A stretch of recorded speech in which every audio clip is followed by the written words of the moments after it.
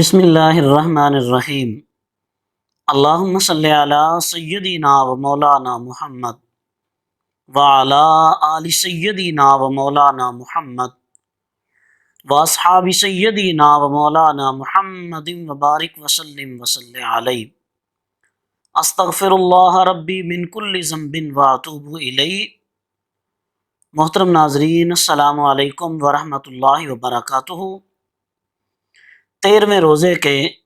وظائف کے ساتھ میں آپ کی خدمت میں حاضر ہوں۔ دعا ہے کہ اللہ تبارک و تعالی اس عشرہ مغفرت کے صدقے ملت اسلامیہ کے تمام مرحومین کی مغفرت فرمائے اور حضور نبی کریم صلی اللہ تعالی علیہ وسلم کی ساری امت کے حال پہ اپنا فضل فرمائے۔ آئیے ناظرین، آج کے وظائف کی طرف چلتے ہیں۔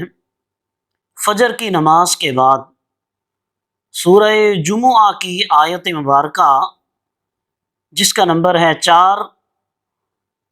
اس آیت طیبہ کو آپ نے 33 مرتبہ تلاوت کرنا ہے۔ ذالک فضل اللہ یؤتیہ من یشاء واللہ ذو الفضل العظیم۔ یہ آیت مبارکہ سورۃ الجمعہ کی آیت ہے اور اس آیت طیبہ کا نمبر ہے 4۔ 33 مرتبہ آپ نے اس کی تلاوت کرنی ہے، تو اس کی برکت اور اس کا فائدہ یہ ہوگا کہ اللہ تبارک و تعالی آپ کے لیے کشادگیاں پیدا فرما دے گا، علم کے دروازے کھل جائیں گے، اور خاص طور پہ طلبہ و طالبات کے لیے کہ جو یہ سمجھتے ہیں کہ ہم بہت رٹا لگاتے ہیں، یاد کرتے ہیں مگر کچھ یاد نہیں رہتا، امتحانات میں ہمیں اچھے نمبر نہیں آتے، اچھے نمبروں سے کامیابی نہیں ملتی، تو میں ان تمام طلبہ و طالبات کو سجیسٹ کروں گا کہ یہ آیت طیبہ آپ یاد کر لیں اور اس کو اپنے وظائف میں شامل کریں، تو انشاءاللہ تعالی اللہ تبارک و تعالی اس کی برکت سے آپ کے لیے علم کے دروازے کھول دے گا۔ اور جو لوگ رزق کے معاملے میں پریشان ہیں وہ بھی اس کو کثرت سے جب پڑھیں گے، ذالک فضل اللہ یؤتیہ من یشاء، اللہ تبارک و تعالی اس آیت طیبہ کے ورد سے آپ کے رزق میں فراخی عطا فرمائے گا، اللہ رب العزت اپنی نعمتوں کی فراوانیاں عطا فرمائے گا۔ تو ناظرین، اس آیت طیبہ کو آپ یاد رکھیں اور اس کو اپنے وظائف میں شامل کریں۔ ظہر کی نماز کے بعد آپ نے 47 مرتبہ سورہ فلق، قل اعوذ برب الفلق من شر ما خلق، یہ 30ویں پارے کی آخری سے پہلی سورہ مبارکہ ہے، سیکنڈ لاسٹ سورہ، قرآن کریم کی 114 صورتوں میں سے 113 نمبر ہے اس سورہ مبارکہ کا، سورۃ الفلق کا۔ اس کو آپ نے ظہر کی نماز کے بعد 47 مرتبہ آپ نے تلاوت کرنی ہے۔ عصر کی نماز کے بعد آپ نے سورۃ الناس، قل اعوذ برب الناس، یہ جو آخری سورہ مبارکہ ہے قرآن کریم کی اور 114 میں سے 114واں نمبر ہے سورہ مبارکہ کا، 30ویں پارے کی آخری سورہ مبارکہ ہے سورۃ الناس، اس کو آپ نے عصر کی نماز کے بعد 47 مرتبہ تلاوت کرنی ہے۔ تو ان دونوں صورتوں کے فضائل احادیث طیبات میں بڑی کثرت سے بیان ہوئے ہیں، صحیح بخاری میں، صحیح مسلم میں، اور مسند احمد بن حنبل میں، اور موطا امام مالک میں، ابن ماجہ میں، ابو داؤد میں۔ ان ائمہ محدثین نے اپنی اپنی کتب احادیث میں ان دو صورتوں سے متعلق احادیث صحیحہ نقل کی ہیں۔ کریم آقا صلی اللہ تعالی علیہ وبارک وسلم کا معمول مبارک تھا کہ ہر رات سونے سے پہلے آخری جو 3 صورتیں ہیں، سورۃ الاخلاص، سورۃ الفلق اور سورۃ الناس،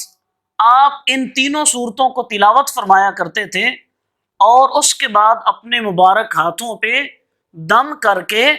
اپنے جسم اقدس پہ اپنے مبارک ہاتھوں کو آپ پھیر لیا کرتے تھے۔ تو ابواب ذی وقار بعض روایات میں یہ بھی بات موجود ہے کہ آپ کے شہزادے سیدنا امام حسن رضی اللہ تعالی عنہ، جناب سیدنا امام حسین رضی اللہ تعالی عنہ، یہ جو دونوں شہزادگان ہیں، آپ یہ 2 صورتیں پڑھ کے ان کو دم کیا کرتے تھے۔ اور بہت ساری ایسی چیزیں جن کے لیے حدیث طیبات میں جادو ٹونے، جنات اور ان مصائب اور مشکلات کے حل کے طور پہ اللہ تبارک و تعالی نے یہ صورتیں ہمیں عطا فرمائی ہیں، سورۃ الفلق اور سورۃ الناس۔ کثرت سے جو بندہ ان کو پڑھتا ہے اور ان کو اپنے وظائف میں شامل کرتا ہے، اللہ تبارک و تعالی آفات و بلیات سے اپنے اس بندے کی حفاظت فرماتا ہے، زمینی آسمانی آفات اس کا کوئی نقصان نہیں کر سکتی۔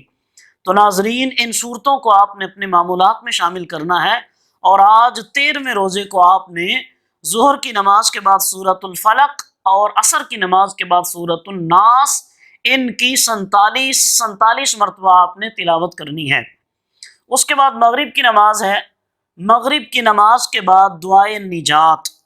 ربنا آتنا فی الدنیا حسنۃ وفی الآخرۃ حسنۃ وقنا عذاب النار، یہ جو دعا ہے یہ بڑی جامع دعا ہے۔ حضور نبی رحمت صلی اللہ تعالیٰ علیہ وسلم بڑے تسلسل سے آپ یہ دعا فرمایا کرتے تھے،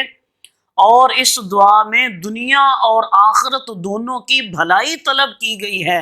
اللہ تبارک و تعالیٰ کی بارگاہ سے۔ یہ کریم آقا صلی اللہ علیہ وسلم کی محبوب ترین دعاؤں میں سے ایک دعا ہے، تو آپ نے مغرب کی نماز کے بعد اس دعائے نجات کو 11 مرتبہ پڑھنا ہے، تو اس کی برکت سے آپ انشاءاللہ تعالی ہر قسم کی بیماری سے شفا یاب ہوں گے، ہر قسم کی تکلیف اور اذیت سے آپ اللہ تبارک و تعالیٰ کی پناہ میں آ جائیں گے، دین اور دنیا کی تمام مشکلات،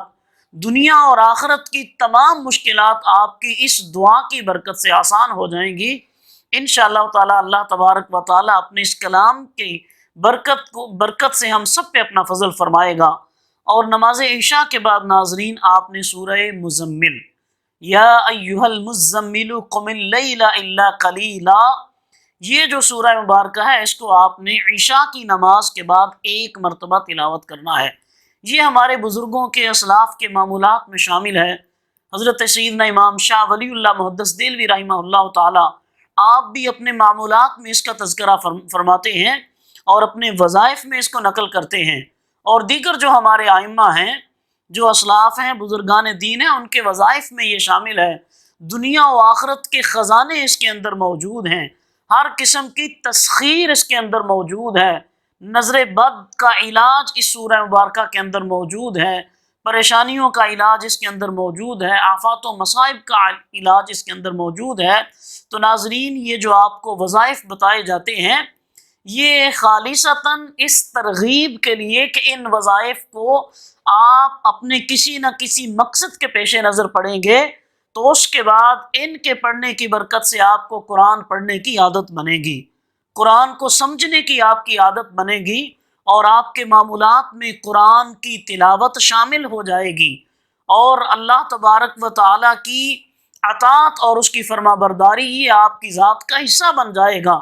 اور ان کو نمازوں کے ساتھ اس لیے خاص کیا گیا تاکہ ناظرین آپ نماز فرض جو ہیں اس کی پابندی کریں، اور فرائض کی پابندی کرنے کے بعد آپ ان وظائف کی طرف آئیں گے تو انشاءاللہ تعالی اللہ تبارک و تعالی ان وظائف کا خاطر خواہ آپ کو فائدہ عطا فرمائے گا۔ اللہ کریم ہم سب کو سمجھ کر قرآن کریم پڑھنے کی ہمت اور توفیق عطا فرمائے، اور اسلام کے لیے اللہ رب العزت ہمارے سینوں کو کھول دے، قرآن کی تلاوت کے لیے، قرآن کے مفاہیم کے لیے اللہ کریم ہمارے سینوں کو کشادہ فرما دے، اللہ رب العزت ہم سب کے لیے آسانیاں عطا فرمائے۔ تو انشاءاللہ کل آپ سے نئے وظائف کے ساتھ ملاقات ہوگی، تب تک کے لیے اجازت دیجیے، اللہ حافظ۔